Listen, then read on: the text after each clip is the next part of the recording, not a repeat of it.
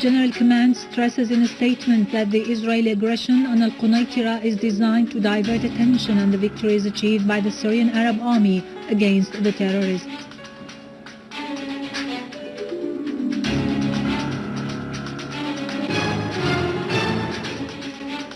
Ministry of Foreign and Expatriates Affairs, the United States has clearly violated Vienna agreements for diplomatic and consular relations.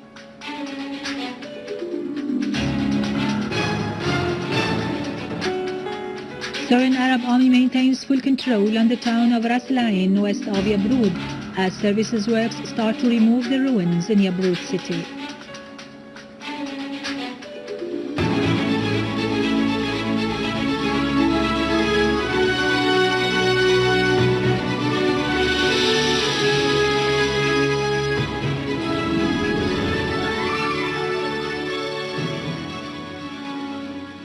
Good afternoon, ladies and gentlemen, and welcome to our news for today. In a statement, the General Command of the Syrian Arab Army and Armed Forces has said that in a new violation of the disengagement agreement, the Zionist enemy fired yesterday a number of artillery and tanks shells and anti-armor missiles at the area near Sheta village on Hill 1023, causing material damage. The Zionist enemy's aircraft, the statement added, also targeted this morning Qom al-Wasiyya, Naba al-Fawar and Sa'sa sites in the surroundings of al-Qaeda, killing a Syrian soldier and wounding 7 others. A number of terrorists simultaneously launched an attack from the direction of Jordan at a central prison in the city of Daraa, the command added. This new aggression is an attempt to distract attention away from the successive victories realized by the Syrian Arab Army, particularly in Yabrud, where the Syrian Arab Army dealt a severe blow to the terrorist organizations and their supporters, particularly the Zionist entity, and to boost the morale of the terrorist gangs who have been collapsing under the strikes of the Syrian Arab Army. The General Command of the Syrian Arab Army and Armed Forces has asserted its determination to continue its war on the terrorist organizations and to eliminate them. The command warned that such desperate attempt to escalate tension in the current circumstances through repeating such acts of aggression would only jeopardize the region's security and stability and make it open to all possibilities. The Foreign and Expatriates Ministry has issued a statement criticizing the American manipulation of facts. The U.S. State Department, the statement said, has blown up in a new political fad on its part the basic legal principle of consular work when it involved the honorary consulates in politics, stripping them of their exclusive objectives in serving nationals and safeguarding their interests, and when it suspended the work of the Syrian embassy in Washington, thus cancelling all the privileges and diplomatic immunities enjoyed by embassies and consulates. Its aim, the statement added, is to serve certain purposes that contravene diplomatic and consular relations as stipulated in the 2 Vienna agreements. The ministry said the American measure has thus exposed the real objectives of the American policy against Syria and against Syrian citizens, considering it as an additional step in the American support of terrorism and bloodshed, a policy that encourages the spread of terrorism in the region and the world.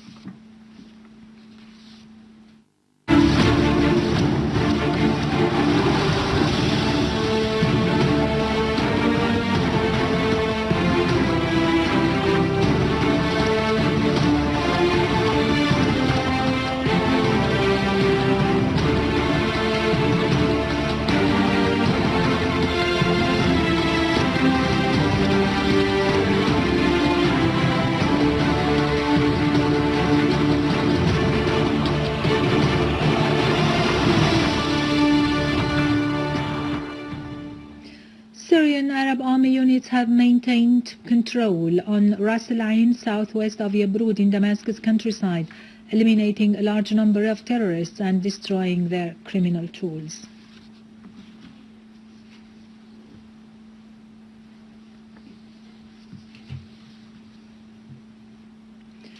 The Council of Damascus Suburbs Governorate held its second ordinary session in Yabrud today, stressing the need to precipitate the rehabilitation of infrastructure in order to create the suitable circumstances for the return of the inhabitants to the city. The governorate's workshops continue maintenance work, cleaning streets and removing the rubble. The governor of Damascus Countryside, Engineer Hussein Makhlouf, inspected the work of the concerned sites and the efforts exerted to restore services and provide citizens' needs. Governor Makhlouf said a sum of 600 million Syrian pounds has been spent to bring life back to normal to the city.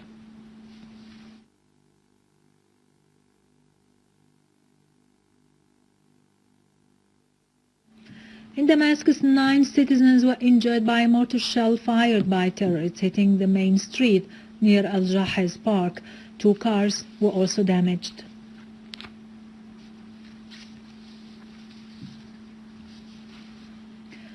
In a delicate and qualitative operation, the Syrian Arab Army destroyed a tunnel used by terrorists, which is 110 meters long, connecting Jobar with Damascus Countryside, where the armed terrorist groups are stationed. The tunnel was used to transport weapons and wounded terrorists to the main headquarters. The tunnel was completely destroyed, killing all the terrorists inside it. The Syrian Arab Army also destroyed a number of terrorist dens following the destruction of the tunnel.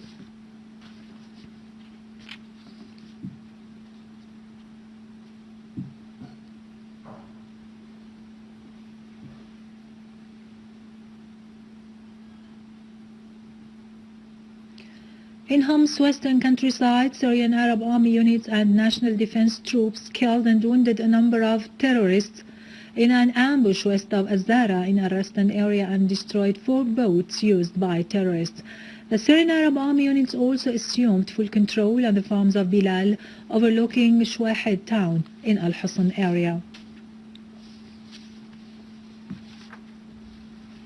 In support of the Syrian Arab Army in its fight against terrorism, displaced people who took shelters in Judaydat al-Fadl and Artuz took to the streets in a massive march in support of the Syrian Arab Army.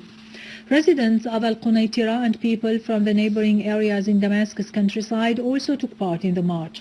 Participants held the national Syrian flags and carried banners glorifying the sacrifices of the Syrian Arab Army, asserting their full support for those who defend the country against the terrorists. They also emphasized their firm stance in the face of the conspiracy. Russian Foreign Ministry condemned in a statement today the crimes committed by armed terrorist groups in Syria, especially the mortars fired against the civilians and residential areas, like the car bomb exploded in Al-Zahra neighborhood on the 17th of March, killing and wounding a number of citizens. The Russian Foreign Ministry added that the Syrian Arab Army is working effectively against the terrorists and maintaining control in a number of areas like the city of Yabrud in Damascus Countryside, used as a safe haven for terrorists. The statement pointed out that the liberation of Yabrud caused the killing of a large number of terrorists affiliated to al-Nusra Front.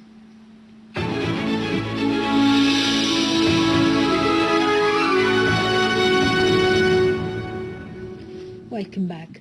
In Tripoli, north of Lebanon, gunmen detonated an explosive device in a Lebanese army vehicle near the Faculty of Science in Mahallat al-Qubba, injuring a number of army personnel. Army vehicles have been attacked yesterday night with grenades and shells fired by armed men in the neighborhoods of At-Tabbane and Talat al-Umari as new clashes erupted in other neighborhoods. Takfiri armed men affiliated to al-Mustaqbal Current continued blocking the roads in the city, wandering around in the streets with their arms and occasionally shooting gunfire.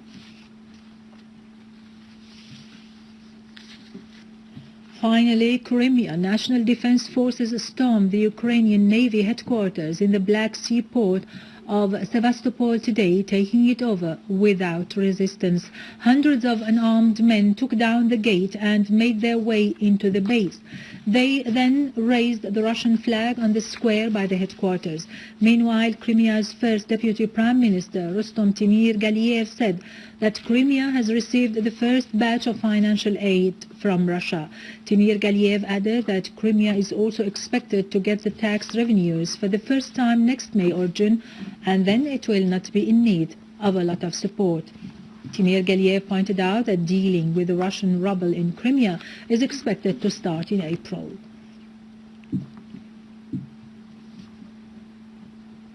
With this, we end our news for today. Thank you for watching. For more details about Syria and the region and to view this bulletin again, you can always visit our website in English, syriaonline.sy.